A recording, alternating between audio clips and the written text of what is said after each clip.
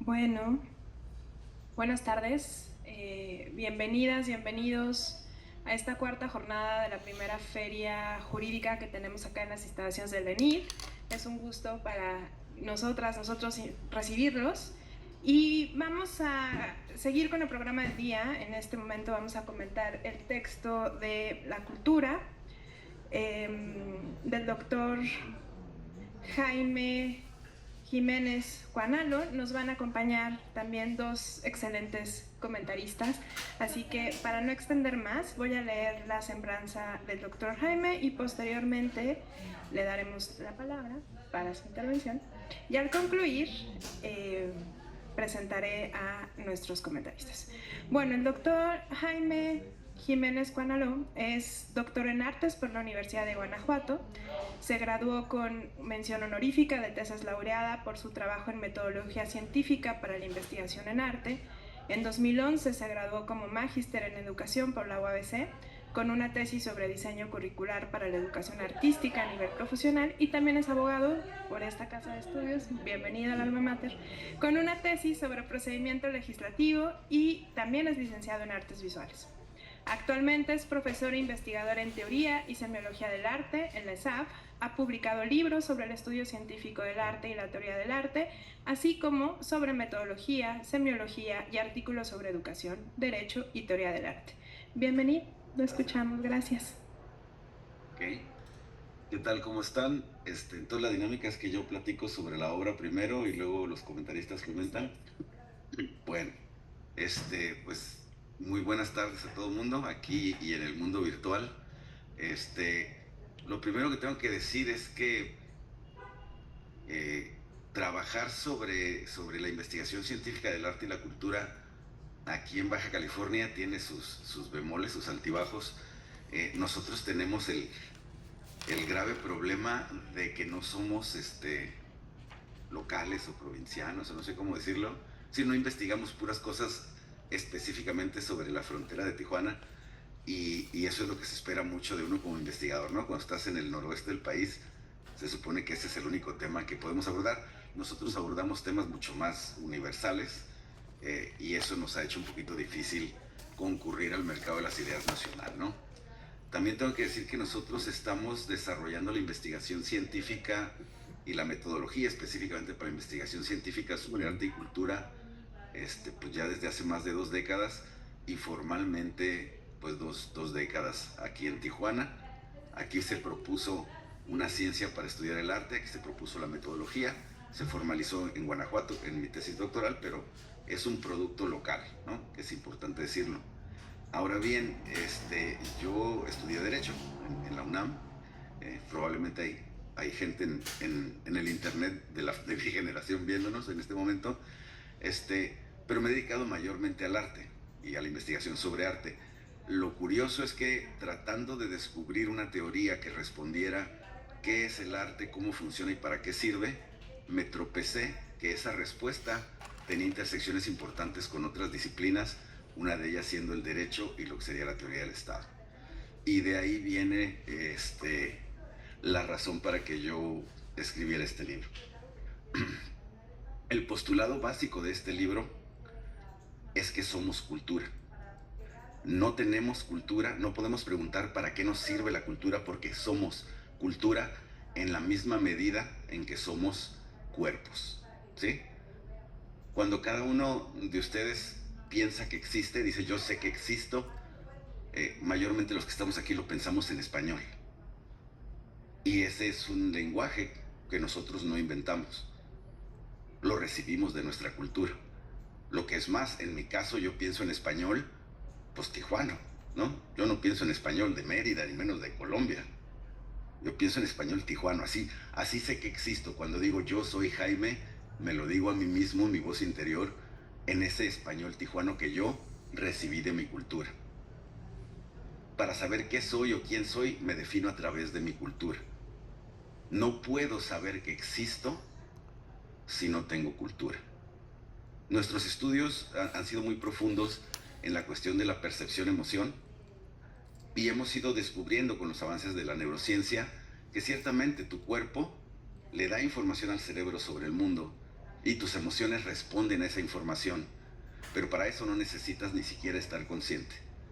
Cuando de la nada te salta un perro atrás de una reja, tu cuerpo pegó un brinco mucho antes de que te enteres de lo que está pasando. Esa es la conciencia biológica, donde tu cuerpo reacciona a los estímulos.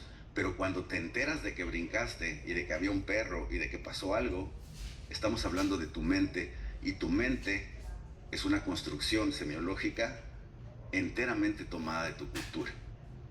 Si nos preguntamos hoy bajo esta luz qué es México o cualquier otra nación, es la mezcla, la simbiosis íntima de dos cosas: una población, una entidad biológica, y una cultura que es una entidad semiológica y virtual. Nuestros estudios indican, y estamos en eso conectados con muchísimos avances tanto en biología conductual como en neurofisiología de la percepción, etc. Nuestros estudios nos indican que el hecho de que cada uno de ustedes pueda ver aquí a una persona que tiene ropa, una botella con agua o un vaso, solo puede suceder porque ustedes recibieron de otros una cultura. Si ustedes vieran con la pura vista biológica, no verían ninguna de estas cosas. Verían un paisaje confuso de ruido, donde solamente de repente se aclararían para ustedes las amenazas u oportunidades que se hicieran presentes. Asumo que estoy comiéndome mucho tiempo, pero es bien importante este punto. Nosotros no podemos ser humanos, no podemos existir en la condición humana sin la cultura. Quiero que esto como que penetre bastante, ¿no? Es una cuestión existencial, es una cuestión de supervivencia. Si nosotros perdemos nuestra cultura, nosotros ya no existimos en ningún sentido que tenga significación. Van a existir los cuerpos como animalitos, van a comer, van a respirar, se van a asustar, se van a alegrar, pero van a ser incapaces de decir: yo soy, yo existo, yo nací en tal lugar, yo fui a tal escuela, yo hice esto, lo otro, yo tengo estas ideas, preferencias o valores. Nada de eso puede existir para nosotros sin nuestra cultura. No podemos existir como individuos y no podemos existir como sociedad. Entonces hacemos eso. Hay un lugar del mundo entre los ríos Tigris y Éufrates donde ha habido población humana desde hace varios miles de años. Los primeros seres humanos en salir de África llegaron ahí. ¿Sí? Ha habido población continua. Sin embargo, las sociedades que estuvieron ahí se murieron, ya no existen. Ahí estuvo Sumeria, pero Sumeria se murió y ya no existe. Es un recuerdo histórico. Ahí estuvo Babilonia y ya se murió y no existe. Ahí estuvo Persia, desapareció y ya no existe. Ahora están Irán e Irak y un día probablemente ya no existan. Sin embargo, la gente, los cuerpos, el ADN, es el mismo de la gente que estaba ahí en Sumeria. Nunca se fueron. ¿Sí? A lo mejor con algunos agregados de otras gentes que invadieron, visitaron, emigraron, pero mayormente la gente sigue ahí. Y sin embargo decimos: Persia ya no existe, Babilonia por supuesto hace mucho ya no existe, Sumeria ya no existe. ¿Y qué quiere decir esto? ¿Qué quiere decir? Que esas sociedades se murieron, dejaron de existir. Quiere decir que su cultura murió. Si nuestra cultura se muere, nuestra nación deja de existir. Y si nuestra nación deja de existir culturalmente hablando, nosotros dejamos de existir. No tiene ningún significado decir que Jaime Jiménez existe sin su cultura, sin ese pedacito de su cultura particularizado que llamo mi mente, ni yo. Si me lo quitas, ¿qué sentido tiene decir que soy yo? Porque ahí está el ADN o lo que sea, pero si yo no sé que me llamo Jaime, yo no sé que nací, que hablo, que cocino, que como, no soy yo. Es una cuestión de supervivencia.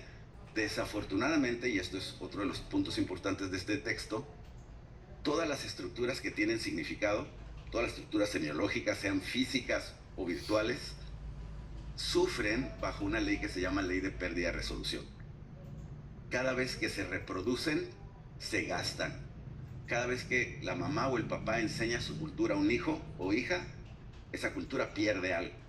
Cada vez que un maestro transmite la cultura a un discípulo, pierde algo. Es inevitable. Es inevitable incluso a nivel material. Si ustedes sacan una fotocopia de cualquier página de este texto y una copia de la copia y una copia de la copia de la copia, los errores de copia inevitablemente se van a acumular hasta que las palabras ya no se puedan leer y el significado se pierda. En los genes pasa lo mismo, en la escritura pasa lo mismo, en la cultura viva pasa lo mismo. Cualquier estructura con significado ineludiblemente se va a desgastar y va a perder resolución en cada reproducción. Eso quiere decir que esa cultura de la que estamos hechos, esa cultura que somos y sin la cual no podemos existir, se está desgastando todo el tiempo. Además de eso, sufre otros dos graves problemas. El embate de las formas extranjeras, que son iguales a las que ya tenemos o equivalentes, pero que entran en nuestra cultura al punto de que nuestra gente llega a creer que nosotros no tenemos esas formas, ¿no? Llegan a creer que esas cosas solo existen en tal otro país o en tal otra cultura, porque ya no saben que esto existía en la nuestra. Y otro grave problema es cuando las formas que tenemos se vuelven obsoletas por el avance de la tecnología o de otras cuestiones, ¿no? Por ejemplo, si era una parte importante de nuestra identidad en Baja California, pues no sé, oír X programa de radio en las mañanas en los años 80, pues a lo mejor ahora ya nadie oye radio y esa forma se pierde, ¿sí? Si la gente de Baja California cuando yo era niño veían de fijo siempre en domingo en la televisión, esa forma ya se perdió, porque ya casi nadie ve televisión abierta, ¿no? Entonces, estos son los problemas de la cultura. Afortunadamente, como explicamos en el libro, no todo está perdido, hay una solución. Si la cultura está hecha de formas articuladas, creadas por el arte, o sea, lo artificial, que se están perdiendo o desgastando, la solución es inyectar nuevas formas a ese sistema que se está degradando, que se está empobreciendo, a través de la creación artística y un proceso social cultural que absorbe esas formas y las vuelve a insertar en la cultura. Cuando ese proceso pasa, las culturas progresan, se vuelven cada día más ricas, multiplican sus formas, ¿sí? Cuando ese proceso no pasa, las culturas están en decadencia y están perdiendo formas. El punto de equilibrio es casi imposible de sostener. Sí, estadísticamente, es como la cuestión de la entropía, es una cuestión estadística. Es casi imposible que solito una cultura se quede como está sin cambiar, más allá de un muy corto tiempo. Normalmente toda cultura está ganando formas o está perdiendo formas. En el pasado esto sucedía como un proceso enteramente natural y descontrolado. Tenías culturas primitivas que se volvían cada vez más sofisticadas. ¿Por qué? Porque sus procesos artísticos y sociales estaban inyectando formas continuamente. Esa cultura llegaba a su edad de oro y luego, sin que nadie supiera por qué, empezaba a declinar. Empezaba el reino de la ley de pérdida de resolución, la gente no sabía lo que estaba pasando y esa cultura inevitablemente se degradaba y se moría. Los sumerios no tuvieron ninguna oportunidad, como tampoco los babilonios nunca iban a sobrevivir porque ni siquiera sabían lo que les estaba pasando. Pero este estudio que les presento el día de hoy nos explica exactamente lo que pasa, cómo pasa y cómo podríamos nosotros evitar que pase. Si nuestra cultura está enferma y en decadencia, y eso es algo que podríamos debatir hasta el cansancio, pero tenemos muchos indicadores de que así es, podemos simplemente lamentarnos y decir, bueno, pues qué triste, qué mala onda, vamos de salida. O podemos decir, ahora que entendemos el fenómeno, hay que tomar medidas.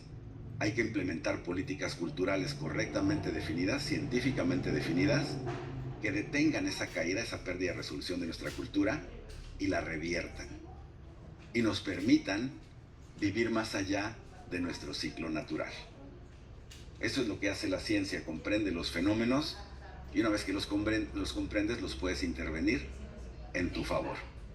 Pues el libro nos explica entonces, mucho mejor de lo que lo puedo hacer aquí, ahorita en vivo, por qué de verdad somos cultura y no podemos existir sin esa cultura, por qué esa cultura está en peligro, cuál es el problema que tiene esa cultura y luego cuáles son las soluciones para evitar que este proceso siga adelante.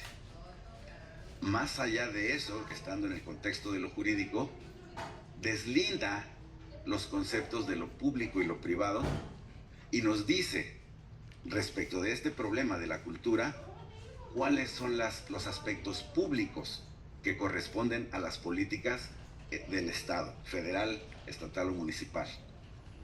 Redefine, impacta, sin haberlo querido así cuando empezamos el estudio hace más de 25 años sobre el arte, impacta la teoría del Estado. ¿Cuál es la razón de ser de un Estado nacional? ¿Cuál es la justificación o legitimación objetiva de un sistema jurídico? Es un nuevo justnaturalismo, sin base religiosa, por supuesto, sino de base científica. Y nos explica por qué la estructura del Estado, la estructura del poder y la estructura jurídica deben garantizar a los miembros de una nación, en este caso a nosotros los mexicanos, deben garantizarnos, el Estado Nacional y nuestro sistema de derecho, deben garantizarnos que vamos a sobrevivir, tanto física como culturalmente. Eso reordena las prioridades, cambia la visión de la cultura como un moñito que nos ponemos para que no nos vean feo los otros países, ¿no? Si la cultura es un adorno, y yo he oído decir más de una vez, cuando tapemos los baches, ¿no? Cuando le demos una torta a la gente, a lo mejor pensamos en cultura si es que nos sobraron recursos, porque es un extra, es un adorno. Y lo que no entienden es que no es un extra ni un adorno, es la esencia de lo que somos. Es absolutamente vital para sobrevivir. Nuestro planteamiento en este texto es que existen parámetros objetivos que definen las responsabilidades del Estado, del sistema de derecho y las políticas culturales públicas que deben, no que pueden, que deben ser implementadas si queremos sobrevivir como sociedad. Y si estamos, como yo considero que lo estamos, en un momento de declive cultural, este tema se vuelve urgente, se vuelve esencial. Podemos discutirlo hasta el cansancio mientras nuestra cultura se desmorona, pero la verdad de las cosas es que no tenemos mucho tiempo para ello porque ya estamos en medio del proceso. Lamentablemente estos procesos históricos son, para lo que es la vida humana, pues lentos, ¿no? Sí, estamos en la gente dice, ojalá no llegue el apocalipsis. Pues el apocalipsis ya llegó, nomás que es bien lento, se toma como 150 años, 200, así que estamos esperando que empiece cuando llevamos como a la mitad. Basta hacer el análisis adecuado para darnos cuenta. Y cuando está uno a la mitad de un proceso como ese, no queda mucho tiempo para los debates abstractos y puramente intelectuales. Es tiempo de tomar acción. Eso es lo que presento en este texto. No sé si logro comunicarlo ahorita verbalmente, espero que en el texto llegue, por lo menos en alguna medida, y ustedes se den cuenta pues que estamos hablando de algo que nadie puede decir esto no me corresponde o no me toca o no es de mi interés. Estamos hablando de la esencia de lo que es ser nosotros mismos. Esencia que está en peligro, pero que afortunadamente ya tenemos la tecnología para contrarrestar ese peligro. Queda solamente el problema de que esta información llegue a la mayor cantidad de personas posibles y especialmente a aquellas personas que tienen la capacidad ejecutiva de tomar las decisiones, de implementar las políticas, de disponer de los presupuestos. Si los que estamos aquí, o los pocos a los que ha llegado este texto, ahora en versión de manuscrito todavía, no lo captamos y no logramos difundir esta idea y no llega a esas personas clave, nuestra nación no va a tomar las acciones necesarias y vamos simplemente a acabar en ese destino histórico natural en el cual dentro de unos años, siglos, la gente va a hablar de México así como hablamos ahorita de Babilonia, ¿no? Existió en el norte de América una cultura que se llamaba México, ¿no? Así van a hablar y van a ver pequeños artefactos nuestros regados por ahí en museos de algunos otros países y la gente pensará, ¿cómo serían estos mexicanos? Suena que eran cool, ¿no? Pero ya no están. Entonces, la única manera de evitar eso es comprender esta información, difundir esta información y empujar para que se tomen las medidas que deben tomarse. no sé si más o menos...